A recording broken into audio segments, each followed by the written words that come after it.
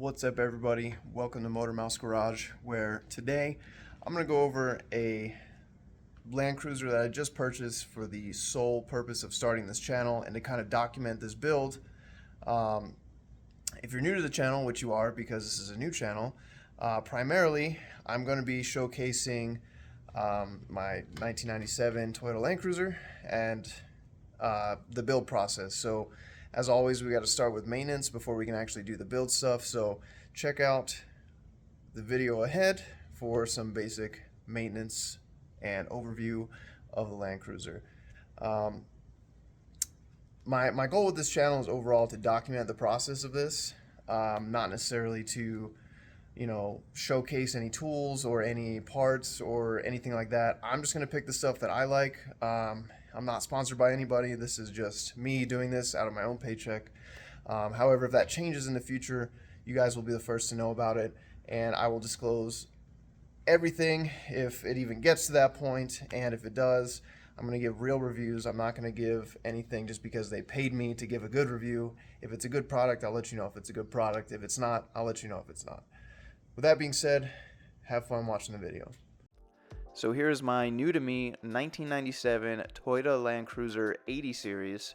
I picked this up from Albuquerque, New Mexico area. It's got 245,000 miles on it, so just past the break-in miles for a Toyota. I picked it up for $12,500, so relatively cheap, but I'll get into why, because it's not exactly a perfect vehicle, but it's it's pretty good for what it is. It's a nice blank canvas for me to kind of work on, so that's good.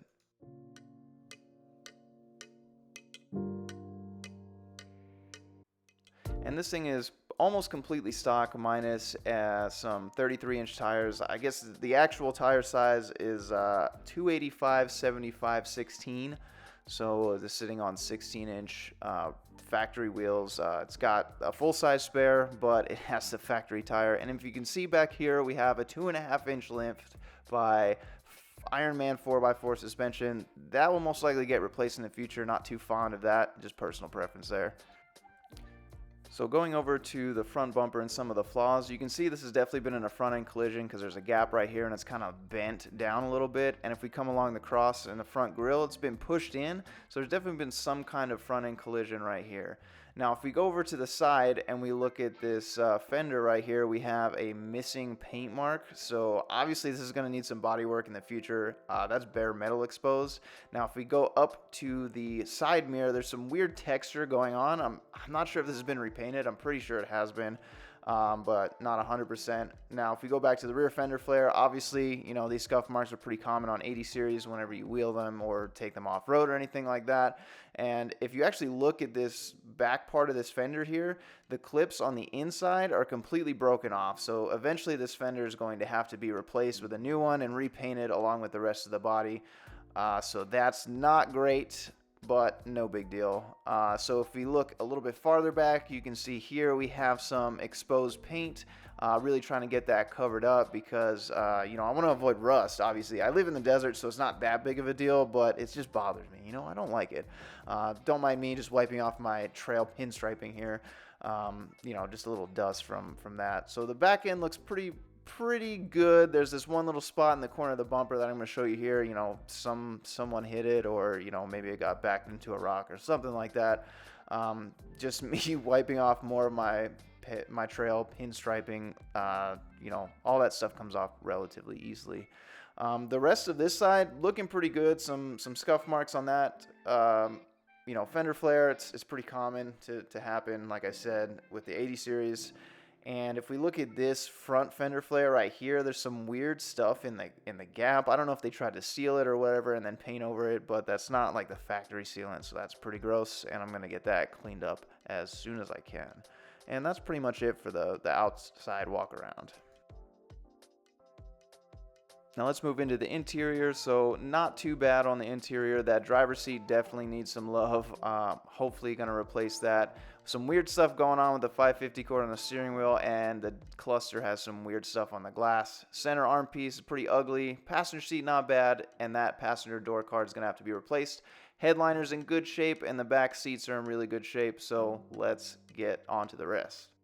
Coming around the back side, let me open the hatch for you. All of it's functional. The struts are actually good.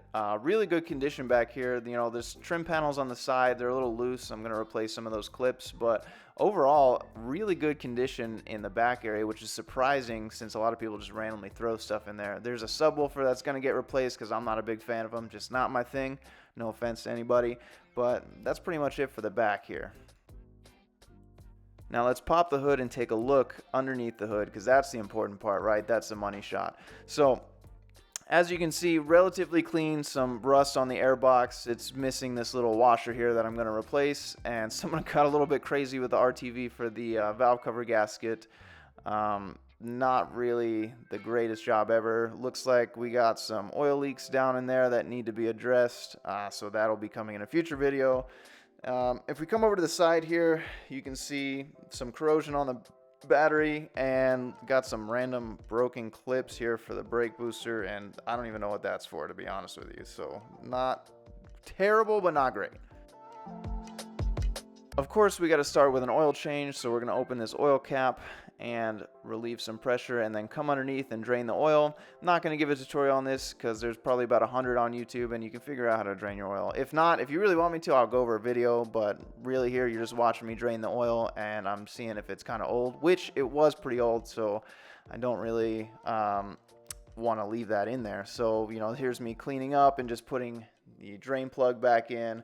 And then you'll probably see me clean this off in a little bit with some brake cleaner. I'm a little bit heavy on the brake cleaner, but I like things to be clean when I work on them. That's just kind of like my preference. You know, yeah, there I am cleaning it up with some brake cleaner because it's pretty nasty up underneath there for some oil pan leaks. You know, ideally I change my oil every 3,000 miles. I know some of these oils can be extended a little bit more than that. I would just rather not chance it. Here I am taking out the filter. It had this huge filter on it from, I don't know, the last person to change it. So I'm just using my filter tool that I've got, and I will be replacing this, obviously, because you always change the filter with the oil. So finally ended up getting it out here, and it's just massive. I don't know why this filter was so big, because if you look at the replacement, which I'm about to compare it with, so there's the giant filter, and you'll see right here is my replacement, which is literally like a quarter of the size. Make sure you guys always lube up the O-ring on an oil filter. You don't want that to rip or, you know, cause any issues for leakage. And then I'm going to put this back in here the same way I normally do, the same way anybody would. Not rocket science here, so let's just get that done and over with. I'm going to clean it up because, again, I don't like random oil just spilling everywhere and all over my, you know, front axle. So here's some Pennzoil Platinum oil. I've used Pennzoil for a little while now. Used to be a Castrol guy. No reason for the switch. I just saw that Pennzoil was better in some independent testing. So that's what I'm going to go with. I'm not really like married to any specific type of oil. So that is pretty much it for an oil change.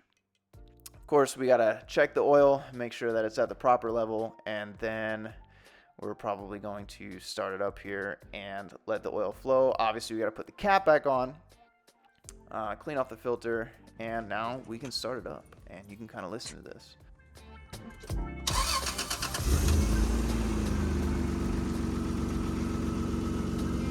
And after we run the engine, we're going to recheck our oil to make sure it's at the proper level and then top off as necessary. Now we're going to move on to changing the spark plugs. So the first thing I got to do is undo this clamp to the throttle body to take off the top of the air filter box. That way I can have access to the coils. You can see some of these cables are in the way for the cruise control and throttle cable and stuff like that. And then of course I struggle getting the top of the airbox off because it's a pretty tight fit. So I noticed this this intake tube was actually aftermarket, but it actually fits pretty well, so I'm going to leave it.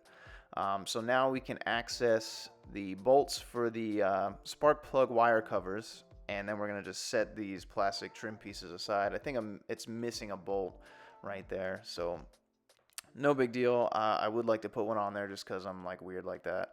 So now basically what I'm doing is moving all of the wires out of my way so I can get access to the spark plug coils themselves, and then you're going to watch me grunt and struggle. Well, probably not grunt because I'm probably going to cut the audio for this. But basically, I'm just removing all of the spark plug coils for here.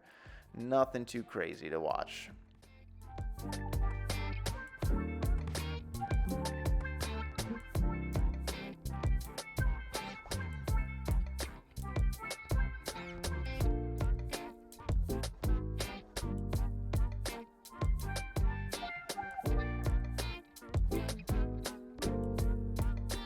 I did want to give a quick note on this last one. It was very difficult to get. So what I ended up doing was getting a pair of like longer pliers to kind of leverage, basically lightly grip the last one and kind of leverage it off. You can see here I use the pliers and just boop, pop it right off there. No big deal.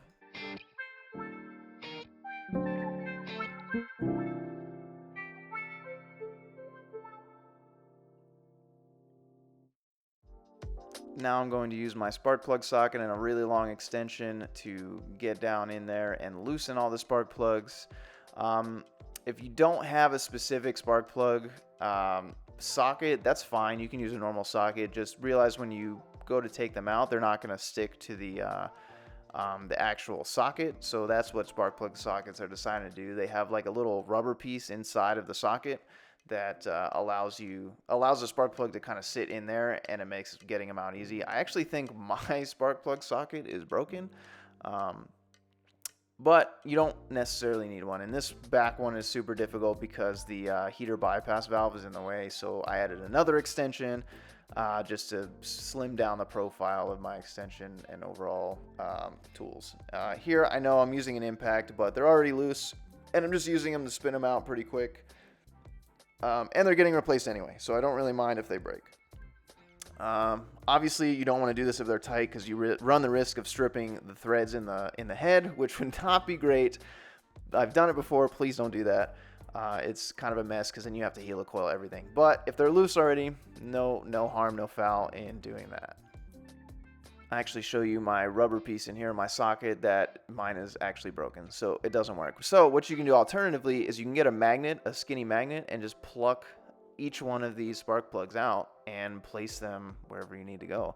So if you don't have a skinny magnet, you can also use a fat magnet to basically magnetize a screwdriver, and it should work like a magnet enough to get spark plugs out. They're not super heavy, so you should be good to go. Looking at these spark plugs, they're looking really good. The engine's pretty healthy, as you can see. Nothing too crazy here. Just replacing them with some Bosch spark plugs. I like Bosch or NGK. I know there's some debate about the two. I like both of them. I use both of them with great success. So I just chose Bosch because that's what my local parts store had. So here you're just gonna watch me basically hand tighten all of these spark plugs. And then I actually go one by one and I'll tighten them all with a ratchet. Never use an impact to tighten spark plugs. Please do not use it because you'll strip them out, you'll break them, you'll crack the porcelain. Not really awesome. So I just do them. So me personally, I do them one by one. So I know each one of them is tight because I run into a past issue where I forgot to tighten one. And it just leads to a bunch of issues. You think something's broken because a misfire starts, and then you start diagnosing something that's not even an issue. So, just pay attention to what you're doing. Go one by one, take it slow, no rush. I know the video's sped up, but it's literally just to shorten the video. I'm not flying through this. So yeah, just take your time.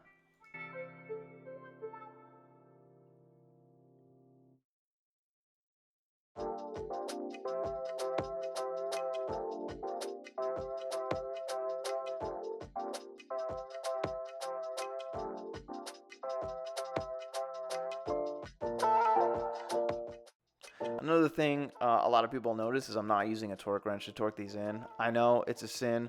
I should use a torque wrench. I personally don't. I've been working on cars for a very long time, since I was 19 years old. So we're going on like almost 10, 11 years. So I have a feel for how much tightening a spark plug needs. So it's not necessarily 100% necessary to use a torque wrench every single time. But so here I am replacing all the spark plug coils packs. So just enjoy the rest of this.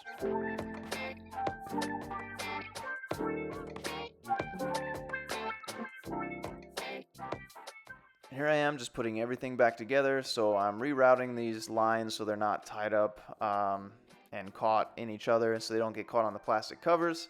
I actually put that bolt in the wrong spot, so I had to take this back off and put it in the right spot. And basically that just holds the plastic that holds the wires to the valve cover itself. So now I'm going to basically just put it all back together the way I took it apart and putting the bolts back together, and then finally putting the air filter back on.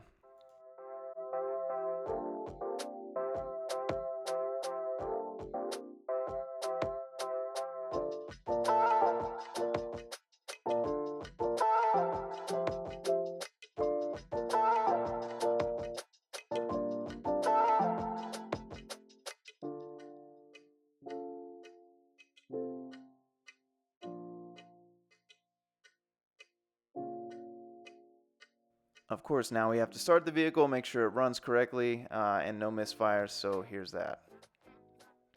Here I'm topping off the cooling system with just water because I'm going to be pressure testing the cooling system and checking for any leaks, because I don't know if there are any leaks, I just know that this radiator was pretty low. So you'll see me open my Matco Tools cooling system pressure tester, picking the right adapter for that. And I'm actually going to let this video play with live audio because I do a pretty decent job, if I do say so myself, about pressurizing the system and explaining why it's done. So I'll let you listen in on this next part.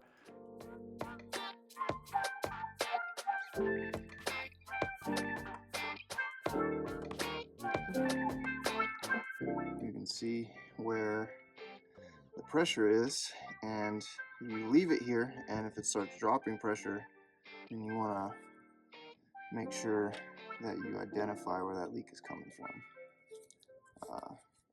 because cooling systems need to hold pressure, so there's no reason why this should be dropping down unless there's a leak somewhere. So right now, if it is a leak, it's extremely slow, but it looks like it's at 10, 11, 12, 13 psi. I don't know what cooling system or what this is rated for. The cooling system is rated for certain pressures, so since I don't know, I'm not going to stress it out and go to like 20. I'm just going to keep it pretty neutral and average around 13, 14 psi, because I don't want to blow out any seals because I'm doing this. So you can damage your cooling system. So make sure you know what pressure this cooling system takes, or your cooling system takes, because if not, you can do some pretty unfortunate damage. You know, nothing too permanent, but always want to be cognizant of how much pressure is going into the system. Yeah. So now we wait. Here I am just removing this under tray just to make sure that there are no coolant leaks from up above. Also, I'm looking at some coolant, or some oil leaks rather, that I saw that are a little suspect. You can see as all this dirt just falls into my face. Pretty gross under here, so it's been leaking oil for a little while. But here, let me show you exactly what I'm talking about and what I'm looking at.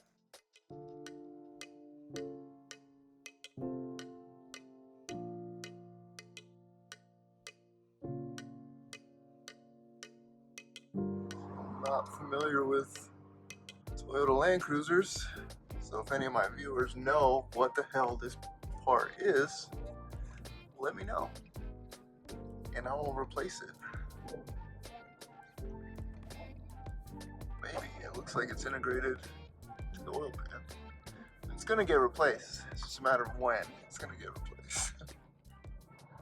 So we'll save that for another time. Let's leave this, or let's put this back on as I drop some more oily dirt in my face. So you'll get to watch me throw that together, and then I can come back up and I'll show you the results of our pressure test once this gets all put back together.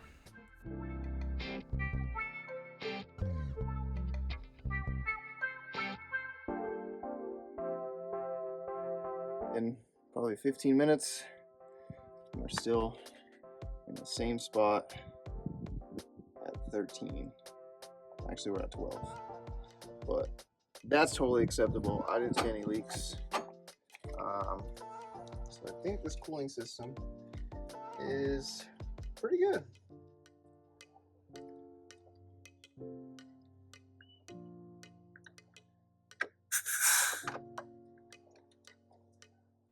Next, I'm going to be greasing all my U-joints and drive shafts, so stick around for that audio so I can show you where these are located and how you exactly want to grease these up with a grease gun. I just wanted to show you what a grease zerk looks like. That's your grease nipple, and you pump grease into these U-joints until you see grease coming out.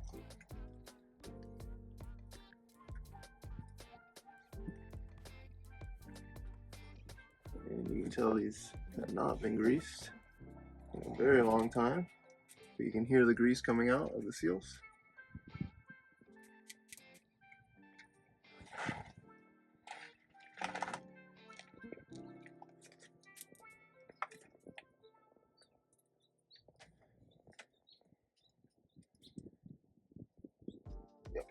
There they go, coming out. Those are grease.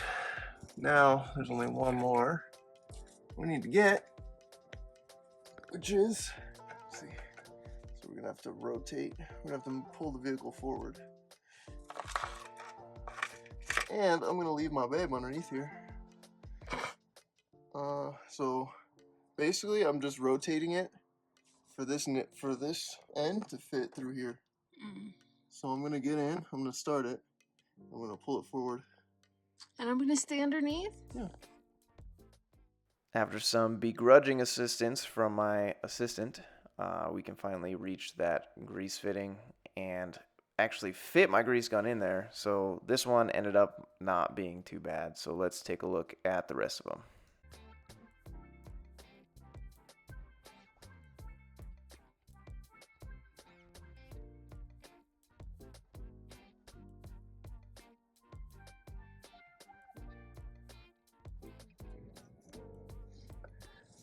I have the grease fitting up in here, but you have to get it with the grease gun from the other side, from the opposite angle.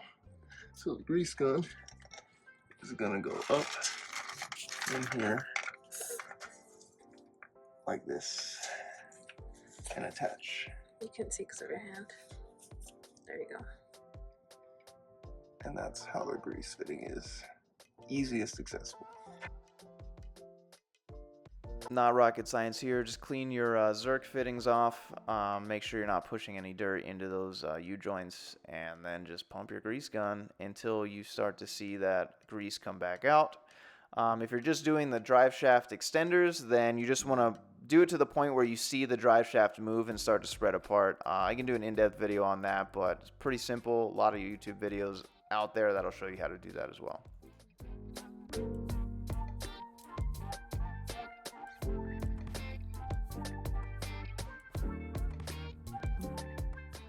And my girlfriend is lame and wanted me to add this part in here, so I guess enjoy some weird revs at the end.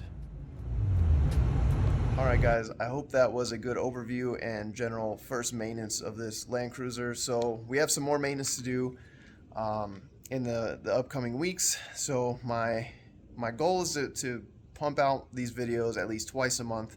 I can commit to that, and you know, depending on parts availability and stuff like that. I've got a few more parts in the pipeline already, so I've already got some videos planned out for that, but hopefully we can get this maintenance section knocked out and we can start doing some real modifications to this Land Cruiser and have some fun with it, and I can document that as well. So if you like this type of content, please consider liking, comment under comment box below, and of course subscribe to the channel. Hit the notification bell so you guys are notified when I put out new videos, and see you in the next one.